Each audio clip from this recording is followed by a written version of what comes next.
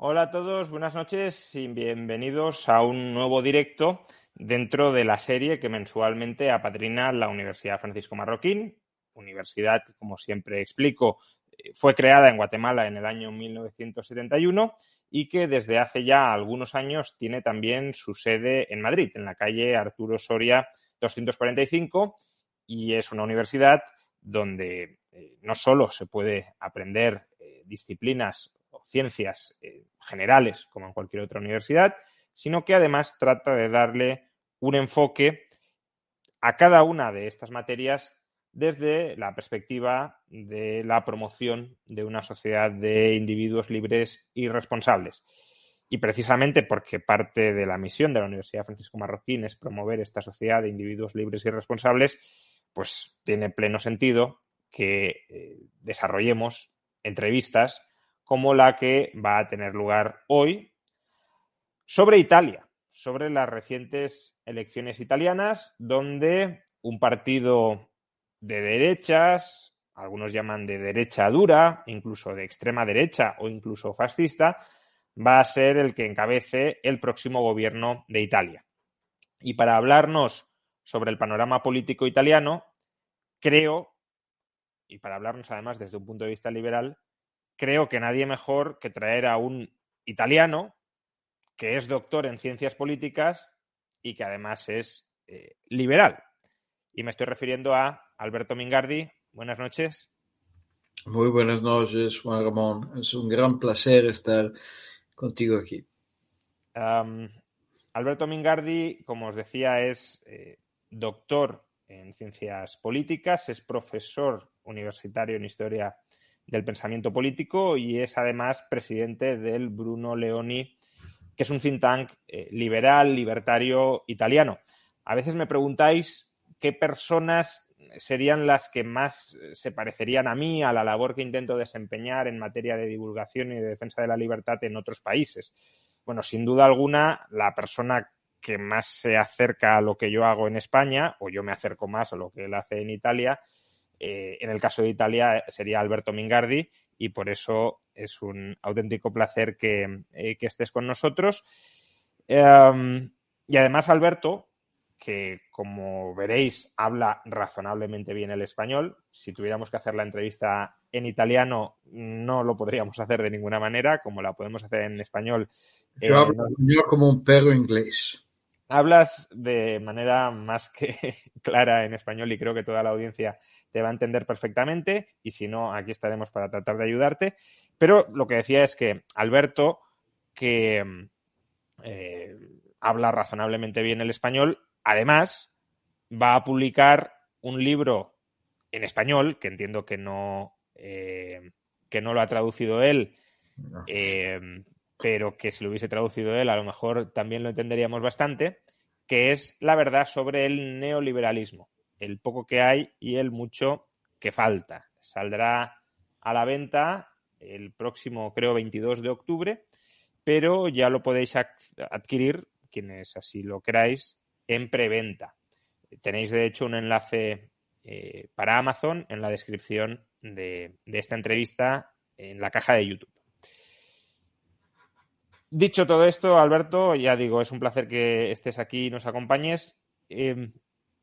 Italia es un país donde tratar de tener o mantener referentes políticos estables es complicado porque los partidos y los líderes políticos van cambiando casi tanto como los gobiernos. Entonces, después de estas recientes elecciones, haznos un breve resumen de cómo ha quedado provisionalmente el panorama político italiano a diestra y a siniestra.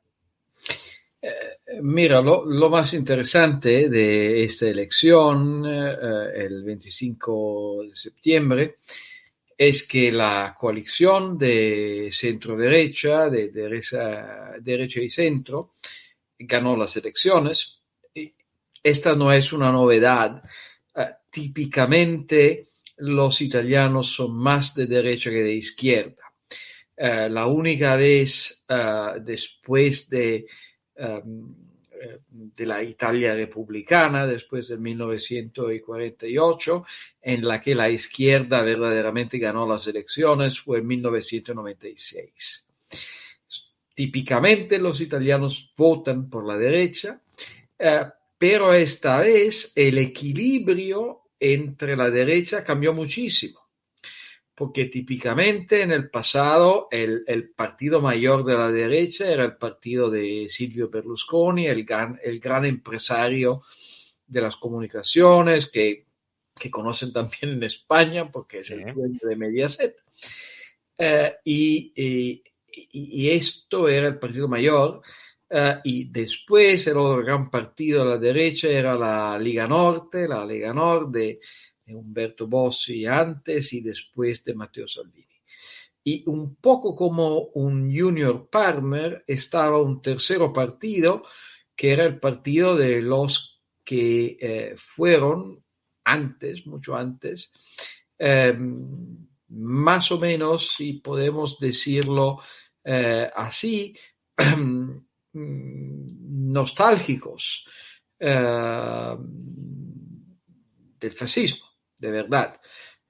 Los fachas porque la Constitución italiana hizo imposible establecer un partido fascista, fundaron el movimiento sociale italiano en referencia a la llamada República Social, un estado títere dominado por Alemania, que fue el último y, por supuesto, el menos exitoso de los esfuerzos políticos de Benito Mussolini.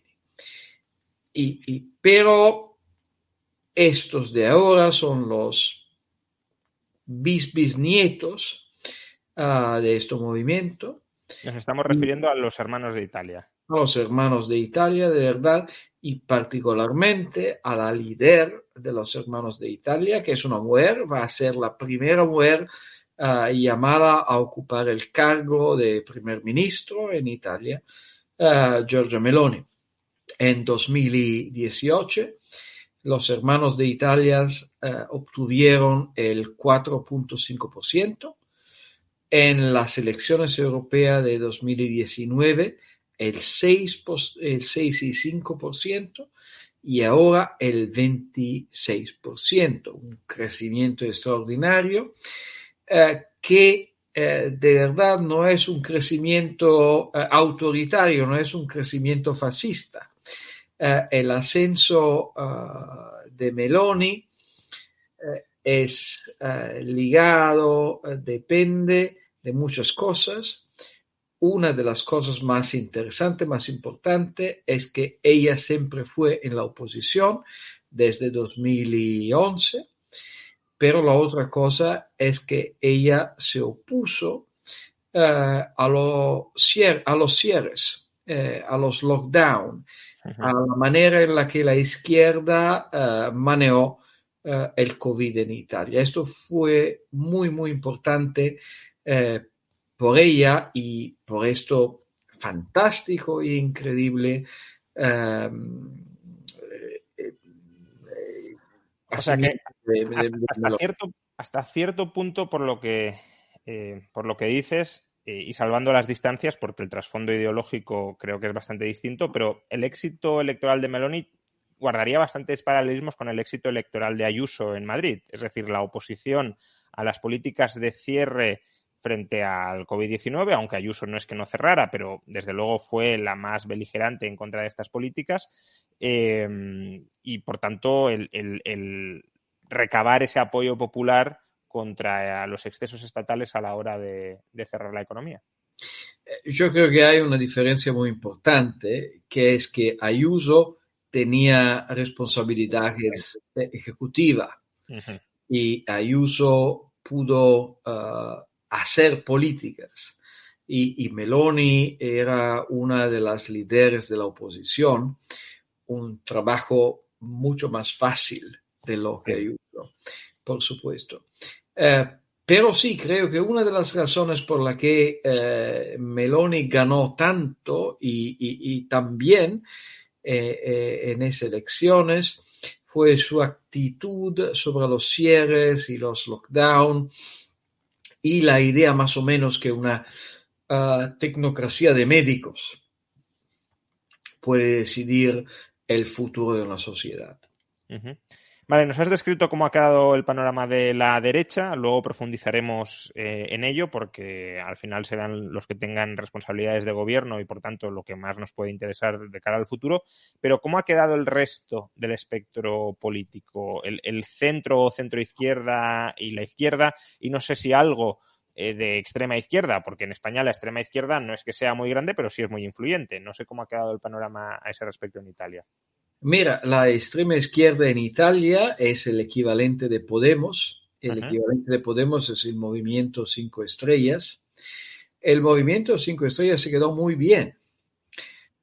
Por supuesto, en 2018 el movimiento Cinco Estrellas tuvo el 33% del electorado, que es un montón, es Ujú. increíble. Pero esta vez estaba alrededor del 15% y ahora es un movimiento muy localizado en el sur de Italia, exactamente porque a mí me parece muy feo el movimiento Cinco Estrellas, por supuesto, es el contrario del liberalismo, pero tengo que decir que es el primer movimiento político, es el primer partido político que en Italia hace lo que prometió. Ujú. Y ellos prometieron de acabar con tantos parlamentarios como habíamos en Italia, ahora es la mitad, y ellos prometieron una renta básica que ahora tenemos, y esto fue fenomenal para ellos en el sur para conseguir de ser ahora de verdad lo que la Liga Norte era en el norte otras veces, que es el partido del sur del país. El partido de la izquierda, de la élite, de la izquierda establishment, que es el Partido Democrático, fracasó muy malo. Una cosa antes de entrar por ahí, porque has hecho una reflexión y querría que la ampliara sobre el movimiento Cinco Estrellas. Has dicho que es el equivalente a Podemos, pero yo no sé hasta qué punto el paralelismo es realmente estricto. Quiero decir, el movimiento Cinco Estrellas ha gobernado con Salvini, que sería el equivalente a que Podemos gobernar en España con Vox. Eso aquí es absolutamente impensable, absolutamente inconcebible y allí hubo la flexibilidad política para montar un gobierno de coalición, también porque el espíritu italiano es mucho más pactista, no les queda otro remedio que tratar de buscar esas coaliciones, pero incluso en España Podemos ha intentado de alguna forma distanciarse del movimiento Cinco Estrellas, diciendo sí, tenemos cosas en común, pero no somos lo mismo. No sé hasta qué punto el movimiento Cinco Estrellas tiene el pozo comunista que sin duda tiene Podemos y desde luego creo que no tiene el pozo bolivariano que sí tiene Podemos. Eso es un comentario muy interesante. Por supuesto, el movimiento Cinco Estrellas, tenemos esta inquiesta de ABC de algunos años atrás, fue financiado por los bolivarianos verdaderos, por Venezuela. El movimiento Cinco Estrellas es un poco menos ideológico en el sentido tradicional marxista que Podemos, pero al fin del día en su política es el mismo. Uh-huh. Es un etatismo radical y populista también. Mira, yo creo que hay en el populismo contemporáneo muchas cosas que en otros tiempos y en otros días podían ser bastante liberales. Los que votan los movimientos Cinco Estrellas, especialmente cuando no están en el sur de Italia, son interesados a la transparencia, a tener un sentido de cómo el dinero público está gastado por todo el mundo. Y eso es muy bueno, pero esta vez especialmente los Cinco Estrellas fueron votados por las personas que ahora tienen una renta básica en el sur de Italia. Es un claro problema de escuela de elección públicas, de public choice, Uh-huh. porque hay personas que tienen un beneficio y este beneficio está allá, por la acción del Movimiento 5 Estrellas. Creo que son un poco menos ideológicos. Beppe Grillo no es Pablo Iglesias, no es un profesor universitario, por supuesto, pero al fin del día las políticas son muy similares. Continúa, que te había cortado. Estabas hablando del partido de la izquierda elitista e intelectual de Italia. Es el Partido Demócrata y él fracasó muy malo. El líder del Partido Democrático es Enrico Letta. Enrico Letta es un hombre totalmente respetable, una persona absolutamente buena y honesta y todo esto. No como Pedro Sánchez, entonces. No, eso no lo puedo decir, pero te confío en ti. Y el problema de Letta es que él intentó, por supuesto, de poner en marcha un partido de izquierda extrema, un poco como el PSOE, y muchas ideas del Partido Demócrata parecen a las ideas del PSOE. Y él es un centrista, es un hombre más de Ciudadanos que del PSOE, Enrico Letta. Y podemos decir así, yo creo que te acuerdas de esta cita muy famosa de Margaret Thatcher que hablaba del té, ¿no? ¿Cómo se dice? De la bustina de té en español. La tetera, ¿no? No la tetera, el box, el tea bag. La bolsa de té. La bolsa de té. Exactamente como en inglés, la bolsa de té. Y Thatcher una vez decía que las mujeres son como bolsas de té. No puedes saber cuánto fuerte son antes que las pones en el agua caliente. Y la política más o menos así. No puedes saber cuánto fuerte un líder es antes que va a ponerlo en el agua caliente. Y creo que Enrico Letta, que es un hombre absolutamente honesto y un hombre bueno, no pudo hacer nada para poner en marcha un partido diferente de estos partidos de izquierda radical que el Partido Demócrata ahora es y va a ser mucho más en el futuro. Y la tercera cosa en la Italia que no es de centro derecha es un partido pequeño que se llama Azione y Italia Viva también son dos partidos juntos, uno de Carlo Calenda y el otro de Matteo Renzi. Matteo Renzi fue primero ministro de Italia por el Partido Demócrata y eso es un partido más o menos centrista y liberal. Tuvo un gran éxito porque el 7 y pico % es un éxito muy bueno en las elecciones. Y es un partido nuevo porque este partido fue establecido en junio, de verdad, pero vamos a ver si puede sobrevivir a esas elecciones o no. Vale, entonces ya nos hemos centrado en el panorama italiano. Vamos ahora con la coalición que va a gobernar Italia, que es fundamentalmente Hermanos de Italia, la Liga Norte y Forza Italia. Antes de ir a Hermanos de Italia de Meloni, ¿cuál es la posición tanto ideológica como política? Es decir, ¿en qué posición han quedado y cuáles son sus posiciones ideológicas de los dos partidos menores dentro de la coalición, de la Liga Norte y del partido de Berlusconi? Ahora, hay que saber que la posición de los dos es muy diferente porque Salvini estaba en 2019 en las elecciones europeas alrededor del 30% de los votos. Increíble. Y ahora él está al 9%.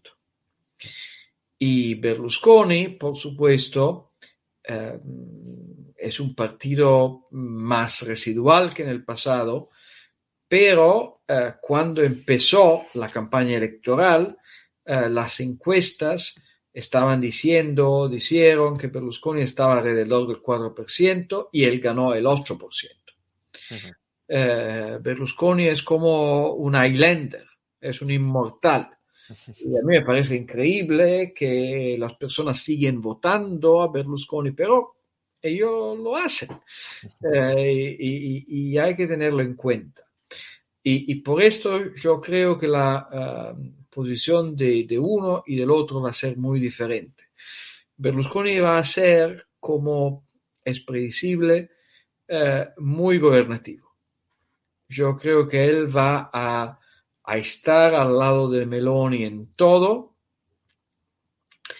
porque como sabes, Berlusconi es un empresario de gran éxito y por él es importante que el país tiene una estabilidad de nivel, porque él, por supuesto, tiene miedo de instabilidad por lo que va a suceder a sus empresas. Claro, hay una confluencia de intereses ahí. Exactamente. Y la confluencia de intereses puede ser virtuosa, puede ser mala, pero virtuosa también. Y Salvini es diferente, porque Salvini es el líder populista por definición. Y él no es una persona que puede empezar otra carrera en su vida. No puede ser empleado por Goldman Sachs como consejero, no puede estar en el exterior, no puede hacer nada que el líder político. Y creo que Salvini es la amenaza más grande por Meloni, porque él va a estar en el gobierno, pero siempre pidiendo un poco más de gasto público, un poco más de esto, un poco más de eso. Hablando ideológicamente, desafortunadamente los dos partidos son terribles, los dos. El partido de Berlusconi es un partido supuestamente liberal, pero es un partido liberal a favor de los cierres y de los lockdowns y al mismo tiempo de los déficits. Ahora, yo no creo que nosotros necesitamos liberales que están a favor de los cierres y el déficit al mismo tiempo. El partido de Salvini se opuso a los cierres, esto tenemos que decirlo, pero es un partido que tiene una idea de cómo funcionan las finanzas públicas, que es una idea de cómics. Y la idea de Salvini es que siempre puede gastar más dinero y que no hay trade-off, no hay nada. Y esto es muy peligroso, por supuesto. Cuando hay un país como Italia, en Italia este año van a fallecer 700.000 personas y a nacer 400.000 personas. Es muy claro cuál es el problema. Y no puede hacer una campaña electoral para bajar la edad de jubilación. Eso es una locura total y esto es Salvini. Es un hombre, por lo que los datos, la realidad, las finanzas públicas no son reales, sino simplemente una materia de spin, de narración. Y creo que él va a ser un problema de verdad muy grande por el gobierno y este problema va a ser un poco manejado porque la clase política de la Liga Norte, la clase política de Salvini, está muy involucrada en el gobierno de las regiones más ricas de Italia y ellos entienden más bien que Salvini los que son los problemas del país.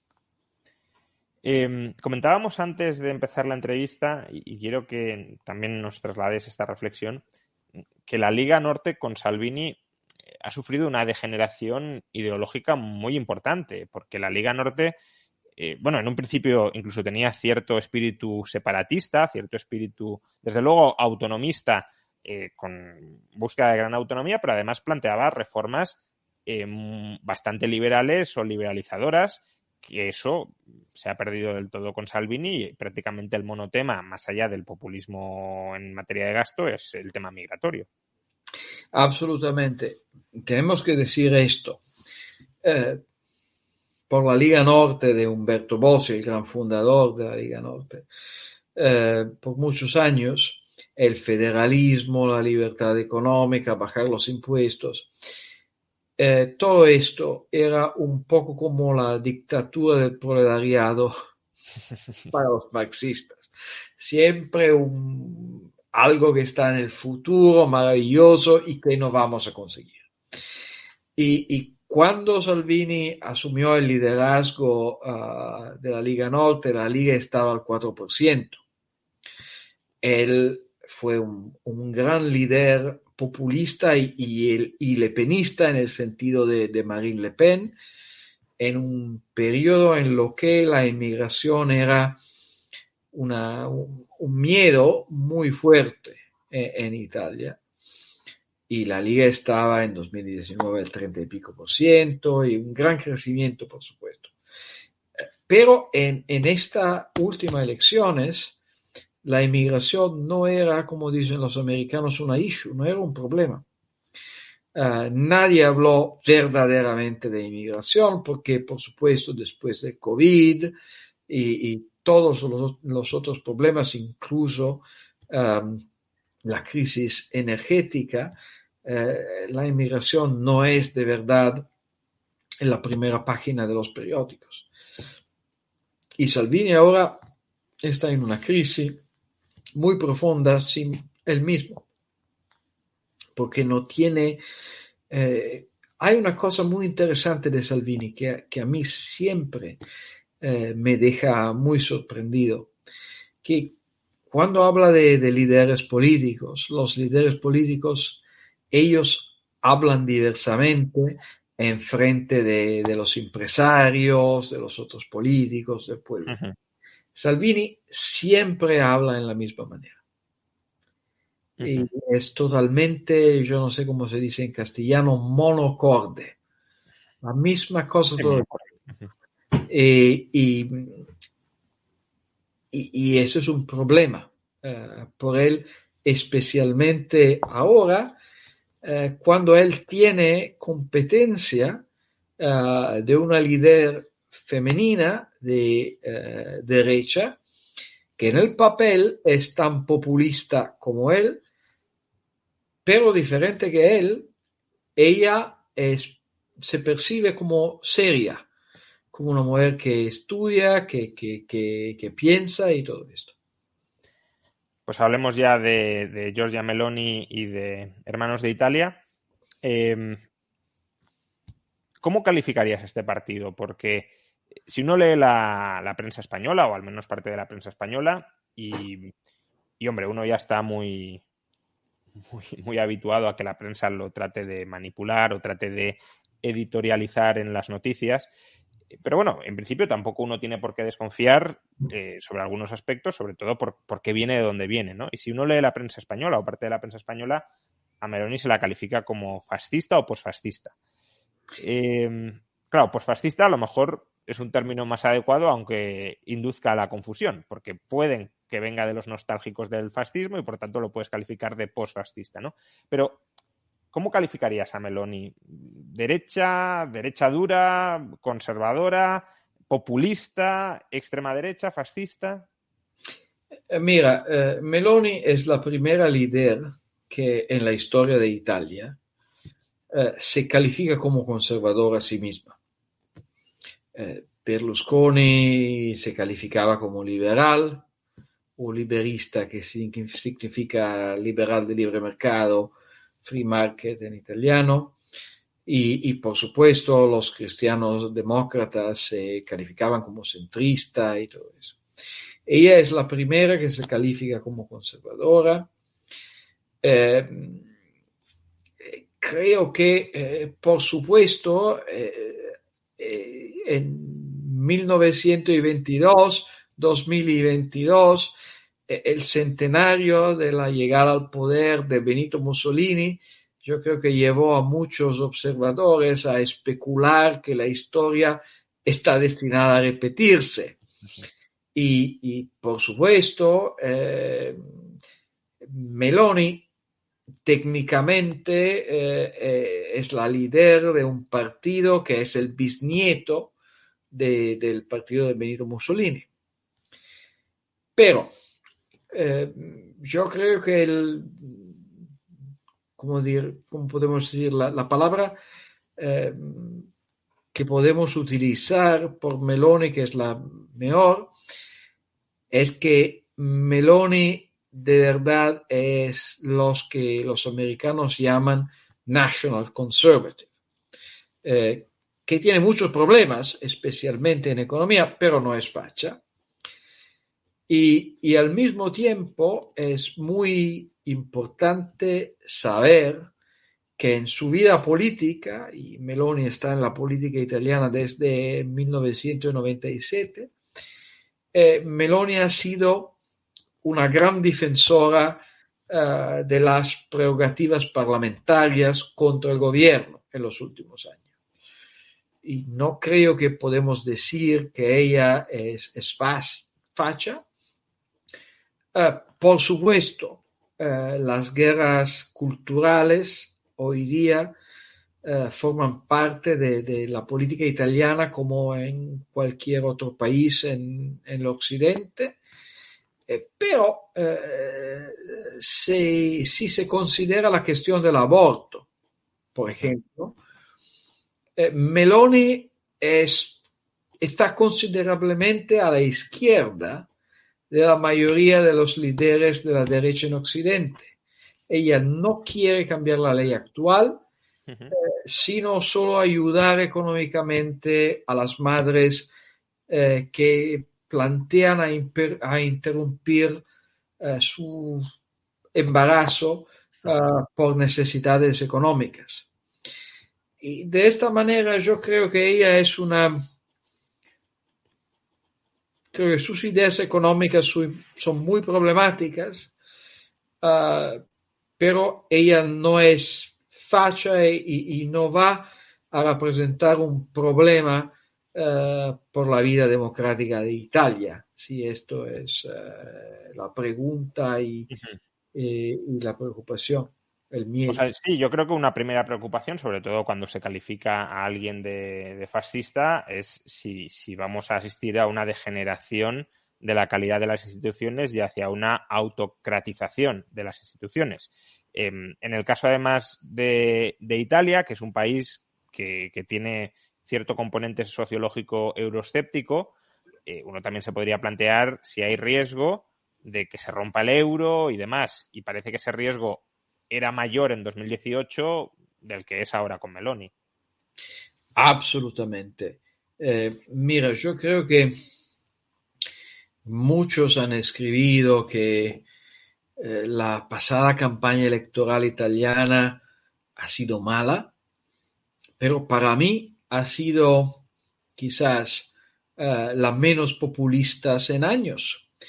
En 2018, los partidos vencedores de las elecciones, la Liga y el Movimiento Cinco Estrellas, prometían lucha contra la inmigración, un fuerte aumento del gasto público, reducción de la edad de jubilación y más o menos coqueteaban con la idea de salir del euro.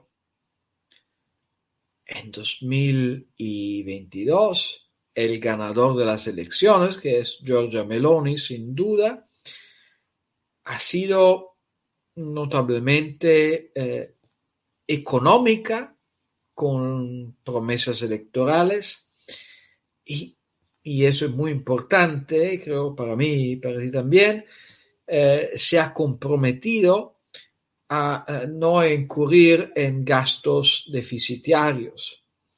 La inmigración no es un gran problema, no fue una issue en la campaña electoral, y a mí esto me parece mucho mejor que antes, por supuesto. El problema de Meloni es que Meloni más o menos hizo una campaña electoral utilizando promesas muy similares a la de Berlusconi antes, y ella dijo muchas veces que el gobierno no debe poner problemas a los que están dispuestos a trabajar y hacer, que es como decir que tenemos que hacer más de regulamentación y bajar impuestos. Pero el problema que tiene es que ella habló así, pero todo su partido es diferente. Ella tiene un capital humano político muy pequeño. Y antes que esta vez, su partido era típicamente un partido del sur, que es más estatista, y votado por personas que trabajan por el Estado. Ujú. Esta vez Meloni es el primer partido del norte de Italia, que es un lugar que, por supuesto, tenemos que decir que es uno de los más económicamente dinámicos de Europa. Ujú. Y creo que por ella va a ser muy difícil, muy complicado hacer cosas que van a gustar a sus nuevos electores cuando su mentalidad, su manera de pensar es toda de otro mundo. Y esto es el desafío más grande por ella, es el desafío que ella tiene que intentar resolver en esos días antes que ella va a estar la nueva primera ministra de Italia y poner sus personas en el gobierno. Entonces, ¿cuál prevés que va a ser su programa en materia social, por un lado, y en materia económica, por otro? Porque en materia social yo creo que es donde más miedo se percibe desde España. Es decir, que vaya a atacar los derechos de los inmigrantes, que vaya a atacar los derechos de las personas homosexuales, no sé, todo el pack que se nos suele transmitir desde la prensa española como prototípico de la nueva extrema derecha, pues se lo han endosado también a Meloni y no sé hasta qué punto su programa electoral supone verdaderamente un riesgo para derechos fundamentales de las personas. Eso por el lado de la política social y por otro, bueno, pues coméntanos también un poco de la política económica previsible. Yo creo que su programa social va a ser simplemente eh, vamos a mantener los que tenemos. Uh-huh. Yo no creo que ella vaya a hacer nada en contra de los derechos adquisidos.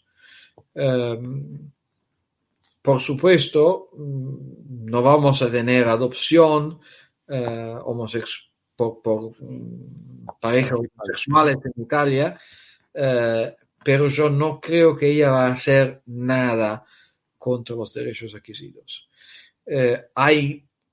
No podemos decir muchos, pero hay bastante militantes políticos y personas políticas visibles de hermanos de Italia que son también homosexuales, que tienen un papel liberal en esta materia y creo que ella no va a hacer nada en una dirección y la otra. Creo que ella va a poner condiciones para conseguir un debate público un poco más libre. Creo que ella va simplemente a frenar un poco lo que llaman el wokeism, o el políticamente correcto en Italia, por el simple hecho que ella está allá. Algunos de los periódicos de la burguesía italiana, por ejemplo, después de su victoria, cambiaron ya su diccionario, su vocabulario hablando de estos temas. Yo creo que ella va a ser un poco como Berlusconi en 1994. En 1994 Berlusconi no tuvo tiempo para conseguir alguna política cultural, pero por el simple hecho de existir, él contribuía a poner en circulación algunas ideas. Y creo que va a ser el mismo por Meloni sobre el políticamente correcto y y el wokismo y todo esto. Que va a ser más un símbolo que una ejecutora de políticas, ¿no? Exactamente, va a ser un símbolo y va un poco a poner un poco de orden en alguna materia, y por supuesto esto va a ser un problema porque la tendencia en la izquierda italiana es de intentar de ponerse como bandera de cuestiones civiles y de esta manera no hablar de cuestiones económicas, y esto va a ser una confrontación muy grande. Yo creo que el gran problema de Meloni es la política económica, porque todo en su historia es una historia de conservadorismo nacionalista y poner vínculos y ayudar a las empresas italianas y todo esto. Pero ayudar con subvenciones, no ayudar quitando carga. No ayudar en el sentido bueno, proteger, claro, y poner ayudas y gastar dinero de todo el mundo para las empresas italianas. Al mismo tiempo, ahora ella habla de una manera un poco más liberal, porque tiene estos votos que son diferentes que en el pasado. Y el problema siempre de los proteccionistas es que al fin del día ellos tienen que entender que lo que ellos llaman protección de verdad es un vulnus a los derechos de propiedad. Cuando yo hablo de proteger las empresas italianas, al fin del día estoy diciendo que no quiero que los empresarios italianos puedan vender sus empresas a lo que quieran. Y creo que esto va a ser un problema muy grande por Meloni, y es un problema de verdad que no es simplemente de Meloni, es un problema de todo el mundo conservador en Occidente. España es un poco más feliz que otros países porque los conservadores en Inglaterra, en Italia, en los Estados Unidos tienen problema hoy día con el mercado. No entienden cómo hablar del libre mercado, cómo hablar de la globalización y todo esto. Y yo creo que el problema más grande por Meloni hoy día es que el gobierno precedente, el gobierno de Mario Draghi, un gobierno tecnócrata, caretaker government, como dicen los anglosajones, fue tan nacionalista como puede esperar que Meloni va a ser. En Italia tenemos ahora Golden Power, que es un régimen para las empresas estratégicas, que significa al fin del día que las nuevas empresas, las startups, si van a hacer algo de estratégico, tienen que notificar, que hablar con la presidencia del Consejo de los Ministros, con el primer ministro de Italia, para tener su autorización a hacer lo que quieren que hacer. Esta es una locura total que introdujo el gobierno tecnócrata de Draghi. Y hay esta competición en nacionalismo entre los tecnócratas y los derechistas que puede ser terrible. O sea, desde el punto de vista económico, tú el mayor peligro lo ves en las intervenciones dirigidas a controlar al empresariado italiano y no tanto en la parte fiscal o también en la parte fiscal. Es decir, el equilibrio de ingresos-gastos, porque por un lado hay promesas como que quieren ir hacia un flat tax, que tampoco es propiamente un flat tax, sino un primer tramo bastante ampliado, que quieren introducir cocientes familiares que reducirían de manera muy significativa la tributación individual, pero también al mismo tiempo proponen aumentos de gasto. Pero también nos decías que Meloni se ha comprometido a déficit cero. Todo esto, desde el punto de vista fiscal, ¿cómo encaja? A mí me parece que Meloni va a ser más prudente en el punto de vista fiscal. La derecha italiana habla de flat tax desde 1994 y el único programa verdadero para hacer una flat tax lo hizo el Instituto Bruno Leoni en 2018. Meloni esta vez no propuso una flat tax, pero algo que ella llama flat tax incremental, que no significa nada, pero la idea es simplemente, y no es una mala idea en un país que tiene un problema de productividad, de poner una impuesta flat a los incrementos de horas de trabajo. Que no es malo, no es una gran reforma fiscal, pero no es malo. El hombre fiscal, más o menos, de Giorgia Meloni se llama Maurizio Leo y es un hombre que tiene sentido, no es un libertario, pero es un muy bueno técnico de los problemas fiscales. Y creo que Meloni, no simplemente porque ahora necesita que hablar con la Comisión Europea y con los mercados y todo el mundo, pero yo me acuerdo de sus discursos en los lockdowns, en los que ella era muy, muy crítica sobre el incremento de gasto, sobre la deuda y todo esto. Yo creo que vamos a ver en 2 o 3 meses. Pero ahora, si comparamos Italia 2018 y 2018, ahora tenemos una derecha más normal, una derecha que cree que tener la deuda pública en orden es bueno por el nacionalismo, el prestigio nacional, y no como en 2018, en lo que la derecha creía que para el prestigio nacional era muy importante gastar el dinero de los bisnietos de los alemanes. Y eso es un progreso, creo.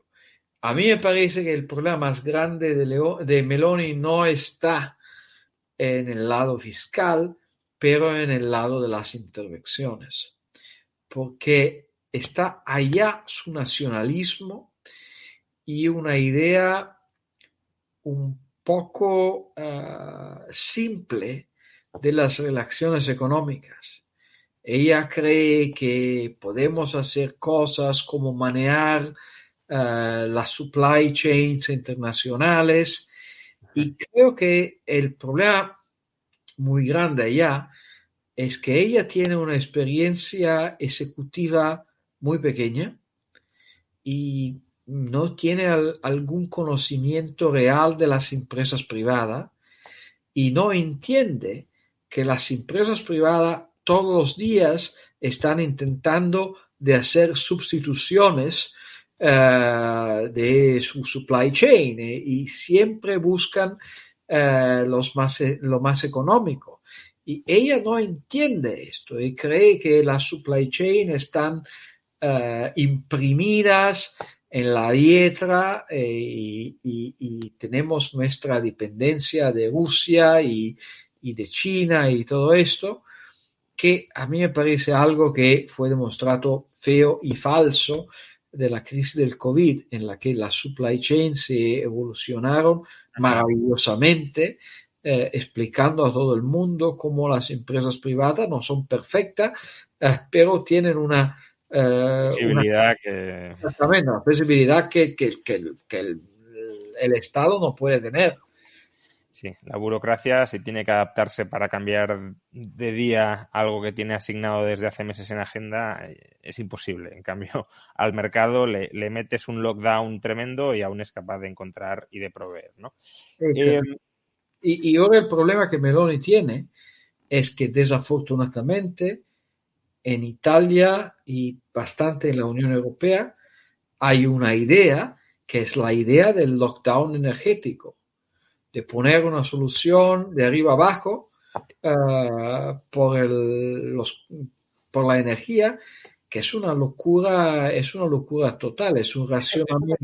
Eso te quería preguntar. ¿Cuál es la política energética de Meloni? Porque ahora mismo el gran tema en Europa es la energía, ¿no? Entonces, ¿en eso qué propone? Meloni propone exactamente lo que propuso Draghi, que es un price cap al precio del gas en Europa. Como en España, entonces, el tope al precio del gas. Y que no tiene ningún sentido, porque por supuesto, si no tenemos gas de Rusia, como ahora con Nord Stream, poner un price cap no va a ser nada de bueno. Y el price cap, por supuesto, va a ser muy malo para las inversiones que nosotros necesitamos en la energía. Pero, perdón, Alberto, que a lo mejor lo he dicho mal. ¿El price cap es a cualquier compra de gas que se haga o a la incorporación del gas en el mercado eléctrico? La idea de Meloni es que el price cap va a ser, la idea de Draghi y de Meloni, que va a ser un price cap universal. No, claro, No eso ya es es un solamente problema un price cap. mucho más disparatado que lo que tenemos aquí. No exclusivamente un price cap sobre, por supuesto, por ejemplo, el gas de Noruega o el gas que tenemos hoy día. Y el otro problema, que creo que es común a Draghi y Meloni, pero Meloni podría ser marginalmente mejor,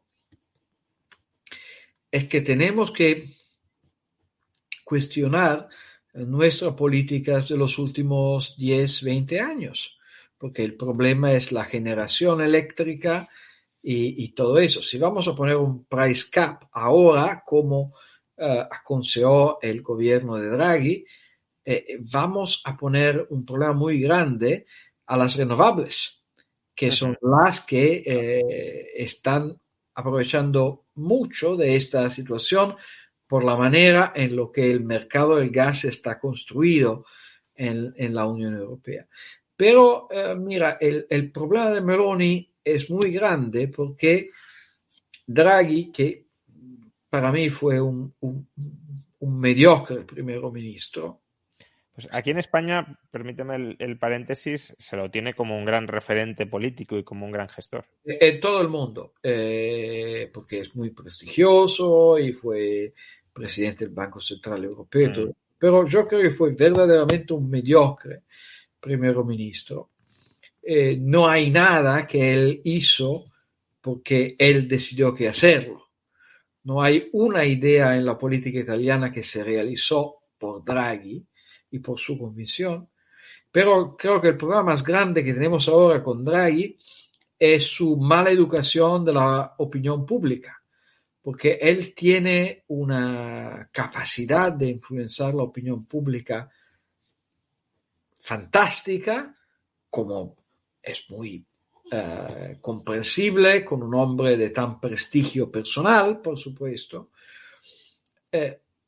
pero él puso en la opinión pública esta idea que no hay un problema de escasez de gas, sino un problema de especuladores, que es una locura total. Y mira, yo creo que el nacionalismo de Meloni es malo, pero más malo del nacionalismo de Meloni, el nacionalismo que Meloni va a poner en su actividad de gobierno, porque es la herencia de Draghi.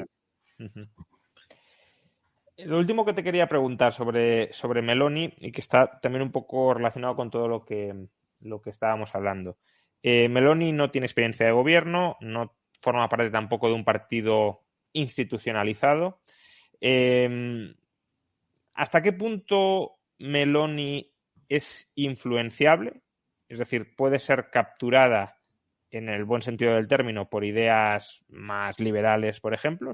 Si no tiene un programa muy cerrado y tiene cierta flexibilidad, si se la puede orientar hacia ese lado. Y también si hay elementos dentro de Hermanos de Italia que nos puedan hacer temblar y que también puedan capturarla. Me explico. En Vox, por ejemplo, hay una familia de diversas ideologías políticas, conservadores, centro-derecha, algunos liberales, pero también algunos falangistas. Entonces, un peligro muy grande que tiene Vox es que la rama falangista conquiste el partido y marque las políticas. No sé si esa rama fascista existe en Hermanos de Italia, si en caso de que exista tiene poder, tiene capacidad de potencial de influencia sobre Meloni o no. Y por otro, pues lo contrario, ¿no? Si hay alguna rama liberal o ya sea por el lado del partido de Berlusconi, que puedan arrastrar a Meloni hacia políticas que a nosotros nos gusten más? Mira, yo creo que hay algunas ramas más liberales de Hermanos de Italia. Por ejemplo, hace algunos años hay en Italia un pequeño grupo que se llama Tea Party Italia, como los Tea Party de los Estados Unidos, y creo que todos los que pusieron este grupo en marcha ahora están en Hermano de Italia. Pero es muy difícil decirlo. Yo no creo que haya ya una rama facha en el sentido tradicional. Creo que el problema más grande es que hay algunas personas, especialmente en Roma y en el sur del país, que están tan involucrados con conflictos de intereses entre política y economía que ellos van a representar un problema muy grande, porque ellos van a tomar tamaño y peso y espacio de verdad para hacer negocios en el Estado, como siempre. Y ella tiene, ella no tiene ninguna historia mala, pero su partido, por supuesto, especialmente en Roma, tiene alguna historia muy, muy oscura y muy mala, y ellos van a estar como parte de su constituency, no hay duda sobre esto. El otro problema es que como constitución personal, como historia, ella es una representante de un partido de conservadores nacionales con mucho nacionalismo. Y creo que ella tiene ahora una sensibilidad más larga. La campaña electoral de Meloni fue sorprendente. Fue la única campaña electoral en mi vida en la que la líder del partido que ganó no prometió nada. Es increíble porque ella hizo toda su campaña electoral no para ganar, sino como si era un primer ministro ya, totalmente diferente que en el pasado. Y creo que ella tiene un sentido terrible de la responsabilidad de ser la primera mujer primera ministra de Italia y en este momento. Pero su problema, para mí, su problema verdadero es que no tiene capital humano a su alrededor, y se me va a preguntar quiénes pueden ser los ministros económicos de Meloni. Yo no te puedo contestar porque nadie verdaderamente tiene una idea de su equipo y de su pensamiento en esas cuestiones. Y creo que va a ser una navegación muy difícil entre la necesidad de estar al lado de Europa, de estar en el contexto internacional, que para ella es muy importante, y la necesidad de hacer algo, porque ella fue elegida por los electores sobre una esperanza de cambio y de poner en marcha un país que no tiene de verdad crecimiento económico durante los últimos 20 años, que es un drama. Es un problema extraordinario y no hay nadie en la clase política italiana que fue capaz de hacer algo en contra de esto, de hacer algo de diferente que estar allá en mirar el fracaso de Italia. Y vamos a ver si ella tiene una sensibilidad, un pensamiento un poco diferente.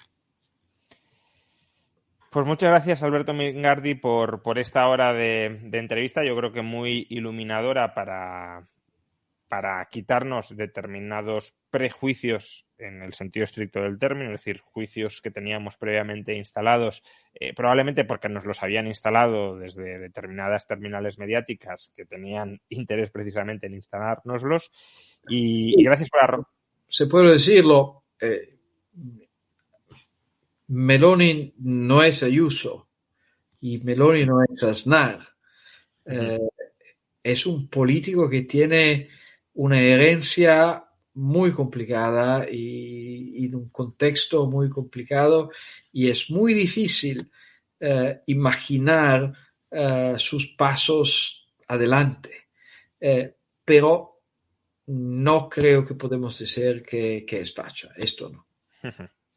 Pues eso, muchas gracias por arrojar esta luz y estas aclaraciones sobre la política italiana, que cambia mucho.